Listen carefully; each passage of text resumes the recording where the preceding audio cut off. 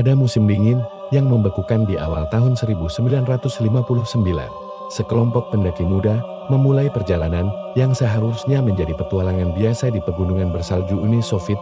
Mereka adalah mahasiswa dan atlet berpengalaman, dipimpin oleh seorang pria bernama Igor Dyatlov.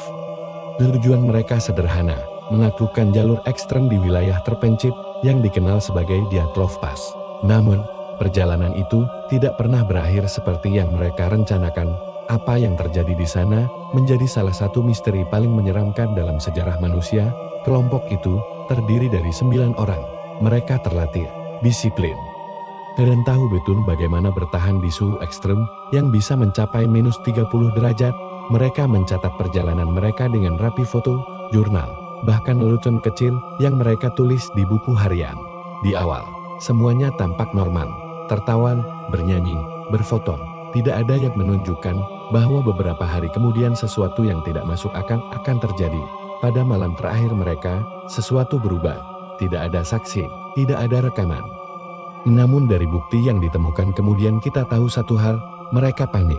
Tenda mereka ditemukan dalam keadaan robek dari dalam, bukan dari luar.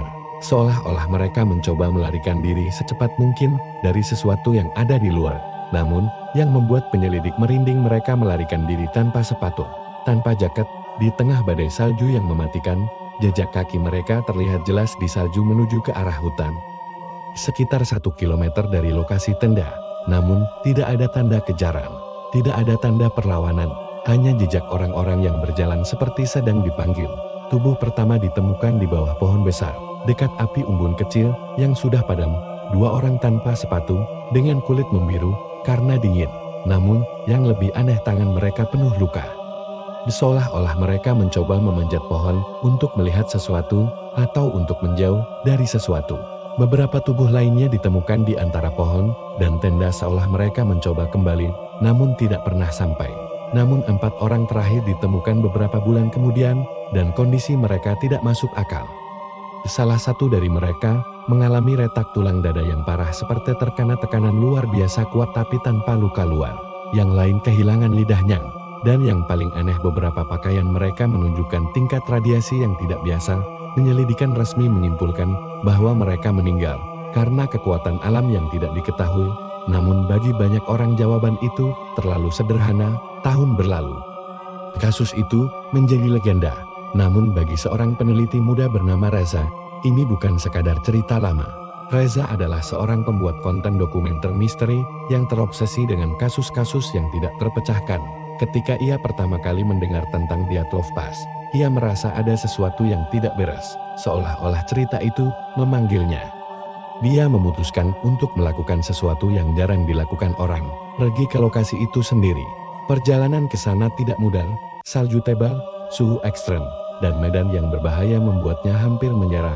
Namun ketika ia akhirnya sampai di lokasi tempat terakhir kelompok Igor Dyatlov, ia merasakan sesuatu yang aneh, sunyi, terlalu sunyi. Malam pertama, tidak terjadi apa-apa. Namun di malam kedua ia mulai mendengar sesuatu.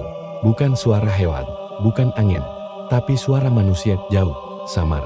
Seperti seseorang memanggil dari kejauhan. Reza mencoba merekamnya.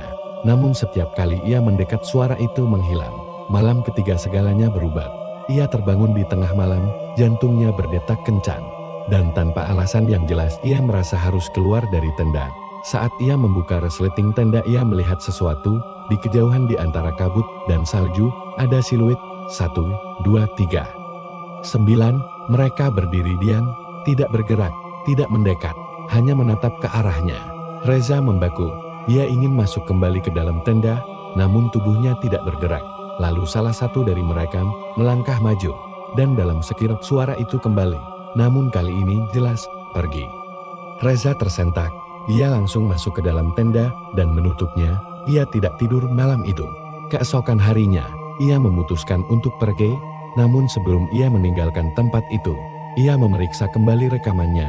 Dan disitulah ia menemukan sesuatu yang membuatnya tidak bisa berkata-kata. Dalam audio yang ia rekam terdengar suara, bukan 1, tapi 9 suara, berbicara bersamaan. Dengan bahasa yang tidak jelas. Namun di akhir rekaman ada satu kalimat. Jangan ikuti kami. Reza kembali ke kota. Ia mengunggah videonya dan dalam hitungan hari videonya viral. Namun beberapa hari kemudian video itu menghilang, channelnya hilang, dan Reza tidak pernah terlihat lagi. Beberapa bulan kemudian, seorang pengguna anonim mengunggah potongan audio yang sama, namun dengan satu tambahan. Di bagian paling akhir ada suara baru, suara Reza, dengan bisikan pelan, "Aku mengerti sekarang. Ada sesuatu di sana. Dan itu tidak ingin kita tahu, hingga hari ini. Misteri Dyatlov masih belum terpecahkan. Apakah mereka diserang sesuatu? Apakah mereka melihat sesuatu yang tidak bisa dijelaskan? Yang pasti jika kamu suatu hari mendengar suara memanggilmu di tempat sunyi, jangan jawab, karena mungkin itu bukan untukmu, atau mungkin sudah terlambat."